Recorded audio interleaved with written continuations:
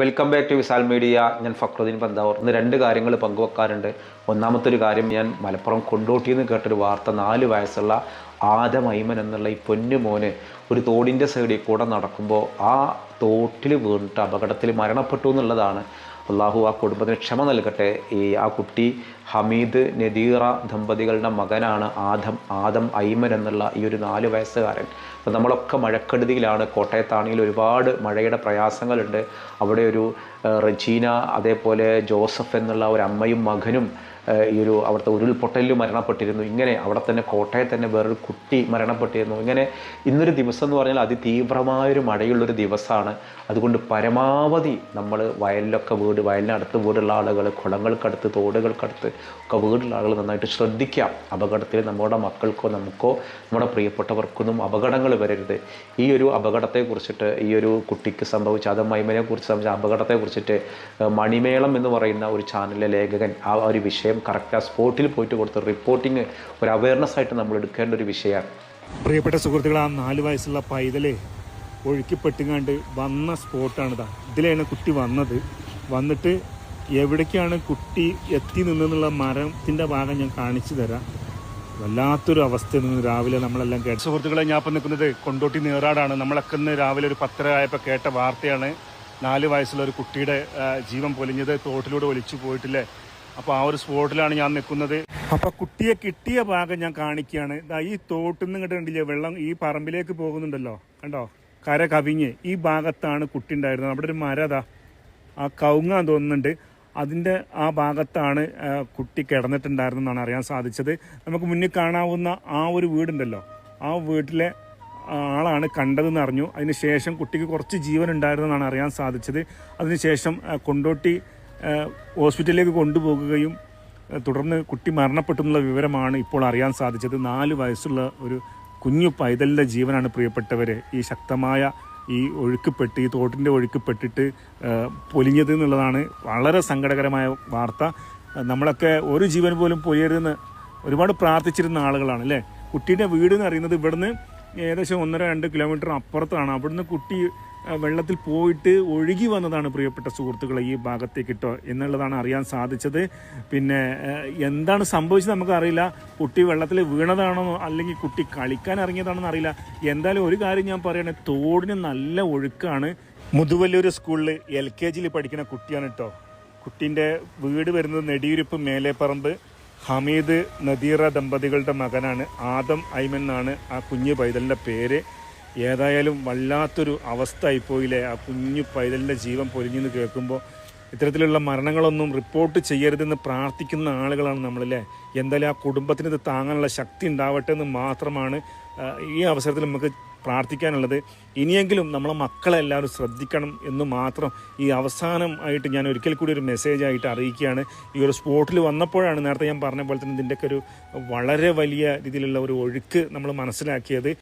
എന്തായാലും മഴ നമുക്കൊരു ദുരന്തമായിട്ട് സംഭവിക്കാതിരിക്കട്ടെ. കോട്ടയത്താണ് ഏകദേശം വലിയ ദുരന്തം ഉണ്ടായിട്ടുള്ളത്. അതിതീവ്രമായ മഴയാണ് പെയ്തത്. വലിയ ദുരന്തങ്ങൾ ഉണ്ടായിട്ടുണ്ട്. 2-3 മരണങ്ങൾ സംഭവിച്ചിട്ടുണ്ട്.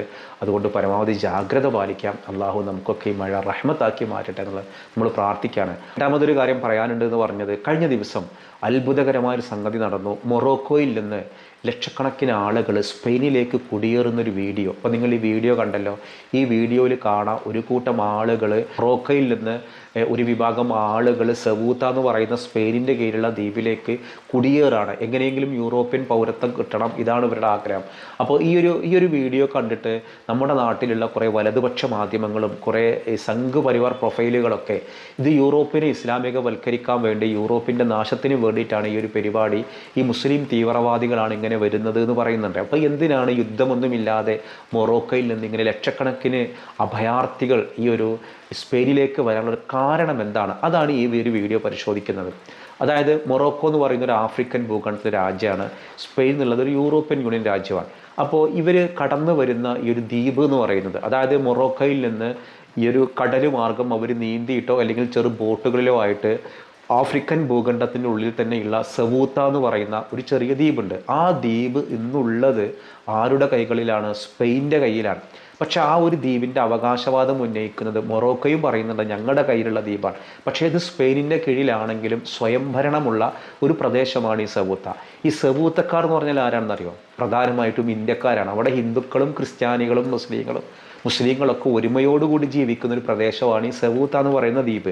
ആ ദ്വീപിലേക്കാണ് മൊറോക്കോയിൽ നിന്ന് ലക്ഷക്കണക്കിന് അഭയാർത്ഥികൾ ഇങ്ങനെ പെട്ടെന്ന് കടന്നു വന്നത്. ഏകദേശം 100,000-ഓളം അഭയാർത്ഥികൾ വന്നതിൽ 57 പേര് മുങ്ങി മരിച്ചു. വരുന്ന വഴി തന്നെ അതിൽ ചെറിയ കുട്ടികളും സ്ത്രീകളും പ്രായമായ ആളുകളും യുവാക്കളൊക്കെ ഉണ്ട്. ബാക്കിയുള്ള കുറേ പേരെ ആളുകളെ പിടികൂടി തിരിച്ചയച്ചു. ബാക്കിയുള്ള ആളുകളൊക്കെ ഷെൽട്ടർ ഹോമിലേക്ക് മാറ്റിയിട്ടുണ്ട്. അപ്പോൾ ഇവിടെ എങ്ങനെയാണ് ഈ ഹിന്ദുക്കളും മുസ്ലിങ്ങളും ക്രിസ്ത്യാനികളൊക്കെ വരാൻ കാരണം എന്ന് വെച്ചാൽ, പണ്ട് വിഭജനത്തിന് മുൻപൊക്കെ ഈ ആ സമയത്ത് ഇന്ത്യയിൽ നിന്ന്, അതായത് ഇന്നത്തെ പാകിസ്ഥാനിലെ സിന്ധിൽ, അത് മൊത്തത്തിൽ നമ്മുടെ ഇന്ത്യയാണല്ലോ എല്ലാം. അപ്പോൾ വിഭജനത്തിന് മുൻപ് തന്നെ നമ്മുടെ നാട്ടിൽ പ്രശ്നങ്ങൾ ഉണ്ടായപ്പോൾ സമ്പന്നരായ ആളുകൾ സുരക്ഷിത സ്ഥലം തേടി അന്ന് പോയ സ്ഥലമാണ് സെബൂത്ത എന്ന് പറയുന്ന ഈ ഒരു ദ്വീപ്. അങ്ങനെയാണ് അവിടെ ഹിന്ദുക്കളും മുസ്ലിങ്ങളൊക്കെ ഉണ്ടായത്. പിന്നെ ക്രിസ്ത്യാനികളുണ്ട്. അപ്പോൾ ഈ ഒരു ദ്വീപ് മൊറോക്കോ പറയുന്നത് ഞങ്ങളുടെ കയ്യിലുള്ള ദ്വീപാണെന്നാണ്. സ്പെയിൻ പറയുന്നത് അല്ലത് ഞങ്ങൾക്ക് അവകാശമാണ്. എന്ത് രണ്ട് കൂട്ടർ പറഞ്ഞാലും അവിടെ ഒരു സ്വയംഭരണ പ്രദേശമാണ്. പിന്നെ ആ നാട്ടുകാർക്കിഷ്ടം സ്പെയിൻ എന്ന് പറയുന്ന യൂറോപ്യൻ യൂണിയൻ്റെ കൂടെ നിൽക്കാനാണ്. അപ്പോൾ ഈ ഒരു ആഫ്രിക്കൻ ഭൂഖണ്ഡത്തിൽ നിന്ന് സെബൂത്തയിലേക്ക് വന്നാൽ സെബൂത്തയിൽ നിന്ന് നേരെ എവിടേക്ക് വരാം?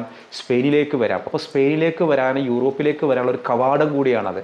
അപ്പോൾ ഈ യുദ്ധമൊന്നുമില്ലെങ്കിലും കുറേ ഈ മൊറോക്കയിലുള്ള ആളുകൾ, ലക്ഷക്കണക്കിന് ആളുകൾ സുരക്ഷിതമായ ജീവിത സാഹചര്യങ്ങൾ തേടി ഇപ്പോൾ ഇങ്ങോട്ട് വരാൻ കാരണം ഈ മൊറോക്കോയും സ്പെയിനും തമ്മിൽ ഒരുപാട് നയതന്ത്ര തർക്കങ്ങൾ നടക്കുന്നുണ്ട്. ആ തർക്കങ്ങൾ രൂക്ഷമാകുമ്പോൾ ഇവർ ചെയ്യുന്നൊരു പരിപാടി എന്താണെന്നറിയോ? അവരുടെ സുരക്ഷിതത്വം ഒന്ന് അയവ് വരുത്തും. അതായത് അതിർത്തികളൊക്കെ അയവ് വരുത്തിയിട്ട് പരമാവധി ആളുകൾ സെബൂത്തയിലേക്ക് പൊക്കോട്ടെ. അങ്ങനെ ഒരു ഇഷ്യൂ വന്നപ്പോഴാണ് കുറേ ആളുകൾ എന്ത് ചെയ്തത്? സെബൂത്തയിലേക്ക് കടൽ മാർഗം നീന്തി കടക്കാനുള്ളതുള്ളൂ. പക്ഷേ പലപ്പോഴും മുങ്ങി മരിക്കലുണ്ട്, അല്ലെങ്കിൽ ബോട്ടുകൾ വരും. എന്നിട്ട് ഇവരെന്ത് ചെയ്യുന്നു?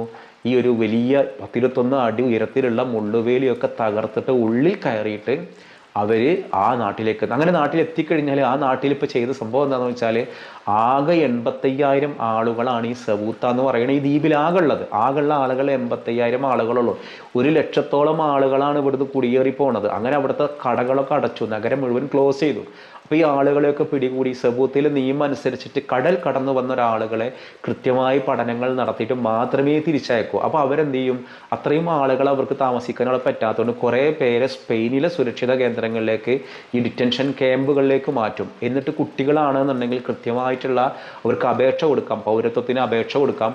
അങ്ങനെ അപേക്ഷ കൊടുത്തിട്ട് ആ അപേക്ഷയൊക്കെ പരിഗണിച്ച് കഴിഞ്ഞാൽ ചിലപ്പോൾ അവർക്ക് പൗരത്വം ലഭിക്കാം. അപ്പോൾ യൂറോപ്യൻ യൂണിയനിലെ സ്പെയിൻ എന്താണ്? അഭയാർത്ഥികളെ സാധാരണ യുദ്ധം, പട്ടിണി അല്ലെങ്കിൽ ആഭ്യന്തര പ്രശ്നങ്ങൾ അതൊക്കെ ഉണ്ടാകുമ്പോൾ അഭയാർത്ഥികളായിട്ട് വരുന്നതിനെ പോസിറ്റീവായിട്ട് കാണുന്നൊരു രാജ്യമാണ് സ്പെയിൻ. അതിനെ ദുരുപയോഗപ്പെടുത്താണ് ആര് ചെയ്തത്? ഈ ഒരു മൊറോക്കോക്കാർ ചെയ്തത്. അല്ലാതെ ഇവർ തീവ്രവാദികളൊന്നുമല്ല. ഈ മറുനാടൻ മലയാളിയെ പോലെയുള്ള ചില ചാനലുകളും അതേപോലെ കാസയെ പോലെയുള്ള ചില ആളുകളൊക്കെ ഇവരെ ഒരു തീവ്രവാദികളാണ് എന്ന രീതിയിൽ ചിത്രീകരിക്കുന്നത് കണ്ടു. മെച്ചപ്പെട്ടൊരു ജീവിതം തേടിയിട്ടാണ് വരുന്നത്. ഈ വന്നവരെയൊക്കെ ഇവരെന്നെ തിരിച്ചയക്കുന്നുണ്ട്. ചിലരൊക്കെ സ്വയം പിരിഞ്ഞു പോകുന്നുണ്ട്. കാരണം അവർക്ക് അവിടുന്ന് വെള്ളമോ ഭക്ഷണമോ ഒന്നും കൃത്യമായിട്ട് കിട്ടാതിരിക്കുമ്പോൾ കുറേ പേര് തിരിച്ചു പോകും. അല്ലാത്തവരെന്ത് ചെയ്യും? പിടികൂടി തിരിച്ചയക്കും ചെയ്യുന്നുണ്ട്. പക്ഷേ നമ്മുടെ നാട്ടിലേക്ക് ഈ വാർത്ത വരുന്നത് ഇവരൊരു തീവ്രവാദികളാണ്, അല്ലെങ്കിൽ ഇതിനൊരു കാരണമുണ്ട്. യൂറോപ്യൻ രാജ്യങ്ങളിലൊക്കെ ചില വലതുപക്ഷ വിഭാഗക്കാർ ഇങ്ങനെ കുടിയേറ്റക്കാരുടെ എണ്ണം കൂടുന്നതിനെതിരെ പ്രതിഷേധിക്കുന്നുണ്ട്. സ്വാഭാവികമായിട്ട് ഇപ്പം നമ്മുടെ നാട്ടിലാണെങ്കിലും കുറേ പേര് ഇപ്പം നമ്മുടെ കേരളത്തിലേക്ക് ബംഗാളികൾ കുടിയേറാറുണ്ട്. അവരിവിടെ തൊഴിലിന് വേണ്ടി വരുന്നവരാണ്, അല്ലാതെ ഇവിടെ സ്ഥിരതാമസിക്കാൻ വേണ്ടി വരുന്നവരല്ല.